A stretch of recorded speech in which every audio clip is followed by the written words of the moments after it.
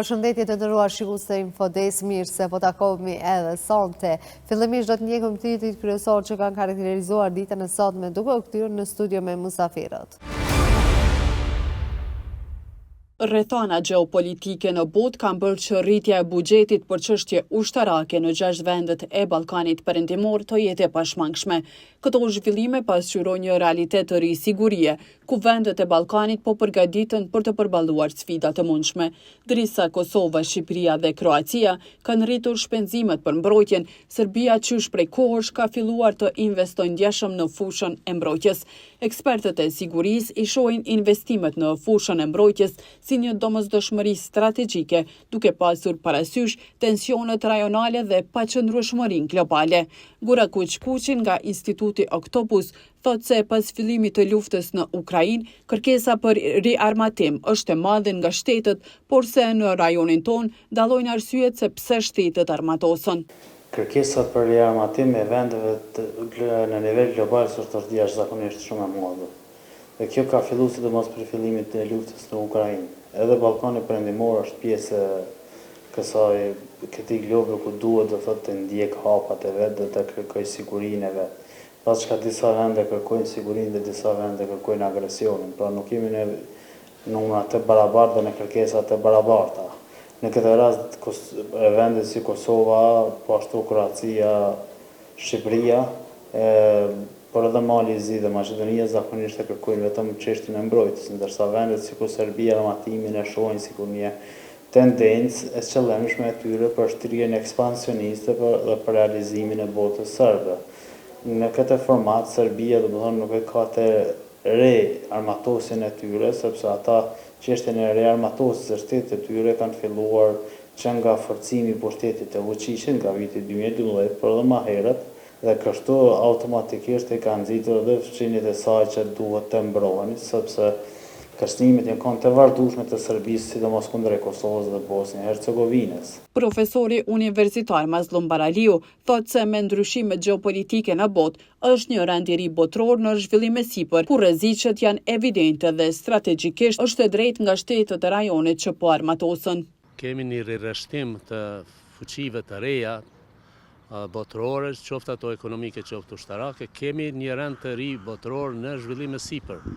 Dhe në këto ndryshime farfuritje gjeopolitike, edhe rreziqet janë evidente. Prandaj është krejt legjitime dhe madje do të thosha unë strategjikisht e drejtë dhe me vend dhe me mend çdo qeveri që të armatoset, sepse nuk ka asnjë mekanizëm dhe asnjë instrument sigurie. Madje as NATO-ja, madje për antarët e veta nuk është më mekanizëm sigurie. As Bashkimi Evropian që ka ndarë mjete për armatim tash kësaj radhe, që ka pretenduar ta bëjë ushtrinë e saj e tjera, nuk është asnjë ambient sigurie. E njohësi çështjeve të sigurisë Lutfi Bilali thotë se ndryshimet gjeopolitike dhe gjeostrategjike që po ndodhin në botë kanë bërë që shtetet e rajonit të rrisin shpenzimet në fushën e mbrojtjes, duke hyrë në një garë të armatimeve. Me ndryshimet gjeopolitike dhe gjeostrategjike sot në botë, mund të them në një situatë të tensionuar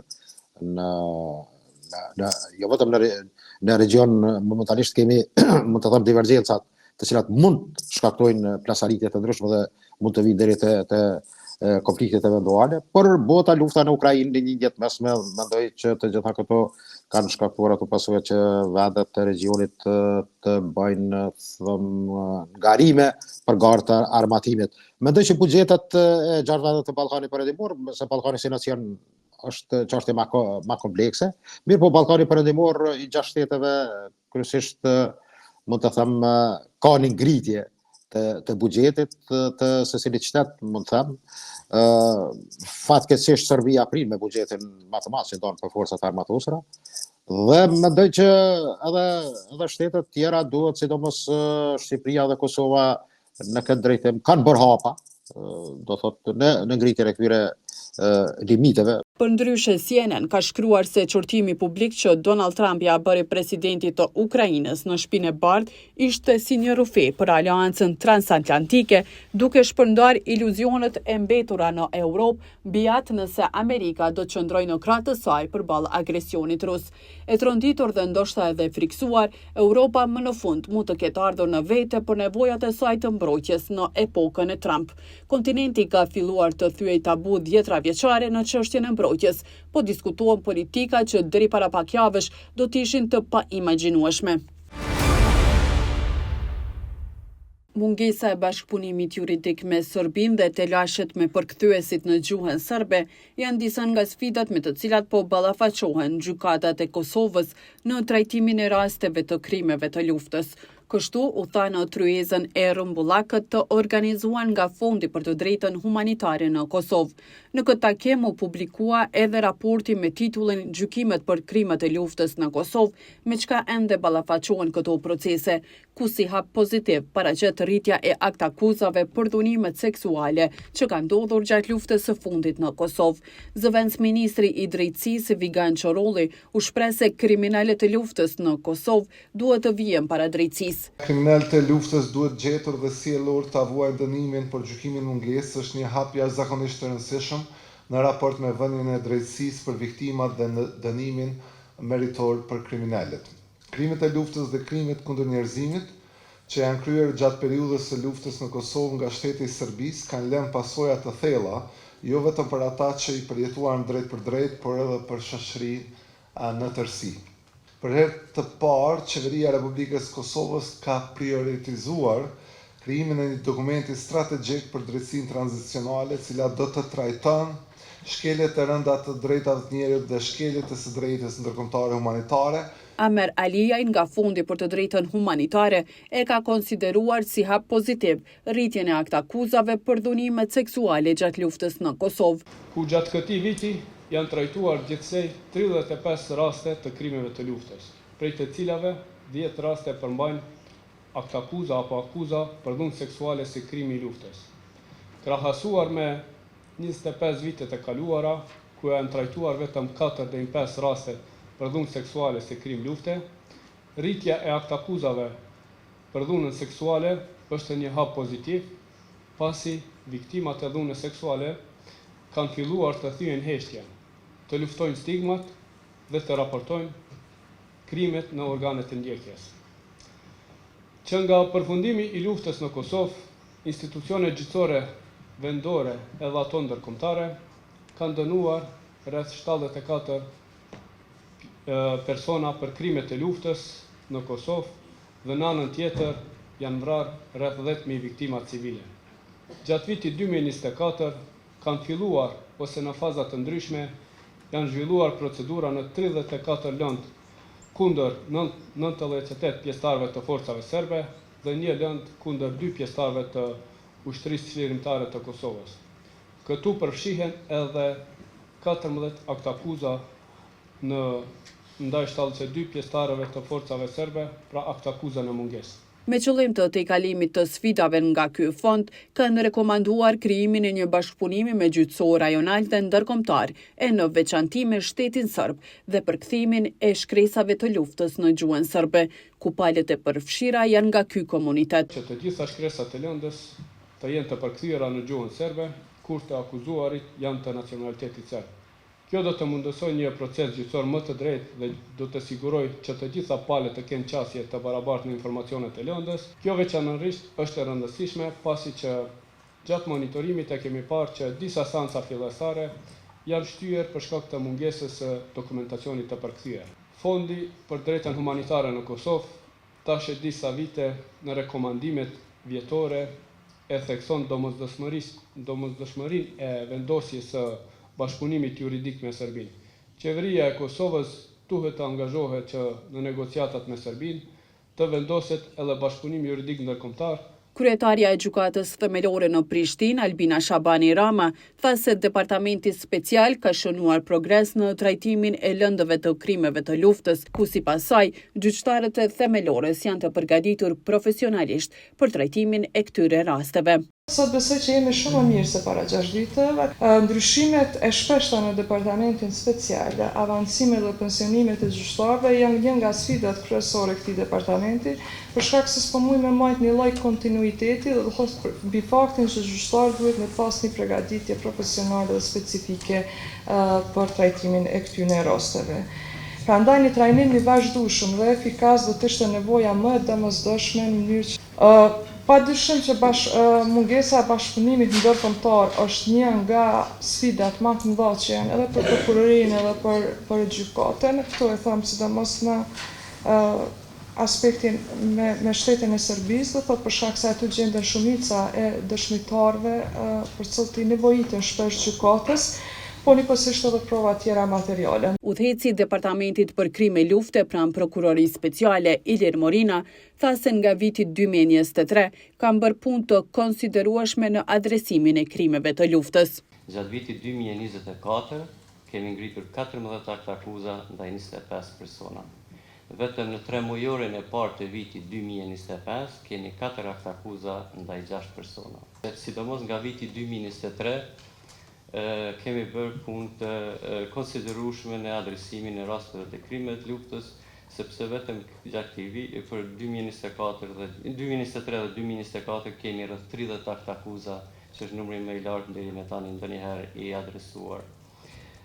Në total për gjitha akte akuzave që kemi ngritur janë 14 akte akuza në mungesë dhe për njoftimin tuaj kemi edhe 12 akte akuza të cilat vetëm se gjenden në gjykatë të trashëguara nga Unmiku dhe Uleksi, që i bjen në total janë 26 akte akuza të cilat janë në mungesë dhe pritet të shqyrtohet çështja e përkthimit. Ne kemi sfidë të madhe në adresimin e nevojës për përkthimin e çdo dokumenti dhe çdo dosje të krimeve të luftës në gjuhën shqipe ose serbe ose anasjelltas për shkak të mungesës Gjykata për krimet e luftës në Kosovë, me çka ende ballafaqohen këto procese, përfshin të dhënën nga monitorimi 108 seancave gjyqësore pranë gjykatave të Kosovës në 23 land e lidhur me akt akuza për krime lufte. Presidenti i Shteteve të Bashkuara të Amerikës, Donald Trump, ka shpallur tarifa ndaj pothuajse 200 vendeve botërore, në mesin e tyre edhe ndaj Kosovës dhe Shqipërisë. Këto dy të fundit do të kenë tarifa prej 10%, mirëpo si e shohin qytetarët e Kosovës vendimin e fundit të administratës Trump. Disa mendojnë se është ngarkesë e madhe për Kosovën, të tjerët e vlerësojnë si masë reciproke dhe shpresojnë që të arrihet një marrëveshje për heqjen e kësaj tarife ndërmjet Amerikës dhe Kosovës. Sedi Halimi, qytetar, thotë se kjo tarifë është ngarkesë për Kosovën dhe se kjo taks është shumë e madhe për vendin tonë. Ai shpreson se qeveria do gjejë ndonjë zgjidhje për këtë çështje. Vallai dëm e Kosovës, domthon ngarkesë e Kosovës.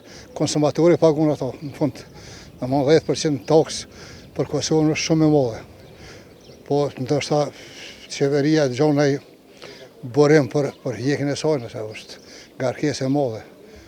Besoj që kur mbledhen gjithë ato, domthon do gjonë këtë tash tarifa 10%, si edhe në eksport kjo është. Për shembull, eksportuesit kanë dëm të madh. Domthon më shumë ti kanë eksportuesit. Domthon ata do të paguajnë taksën kur tin mollin në Shtetet e Bashkuara të Amerikës. Kështu që është dëm i madh për Kosovën. Po ndoshta me mirë kuptim ndoshta e gjojnë në lehtësi diçka. Po vetëm më angazhuaj, jo me fjalë, po me vepër, me punë. Besoj që nashta iket. Ndërsa një tjetër qytetar, Pashk Desku, thotë se presidenti amerikan Donald Trump nuk ka vendosur tarifa vetëm për Kosovën. Ai shpreson në gjetjen e një zgjidhje për këtë çështje, teksa thekson dallime ndërmjet kryeministrit Albin Kurti dhe presidentit Vjosa Osmani. Donald Trump nuk ka vendosur ne, po këtë Evropës nuk e di ku e ka qëllimin çka më dal, po ai po thotë jam përveç për shtetin tim. Ne kemi reciprocitetin, do të me përmbajt, për në kanë ngatru pak Albini me presidentin, që ngatru, po aje po thot me heke, kjo halas ka thonë posë, nuk e kom dëgju, nuk e di. Edhe presidentin si tash në qitë kohë se ka mje, se po mundot ishme të rejek me marrë në vendje, se e ka dhe një jetë më bo president, edhe po me marrë këtë popullat me të mirë me përkra dikush.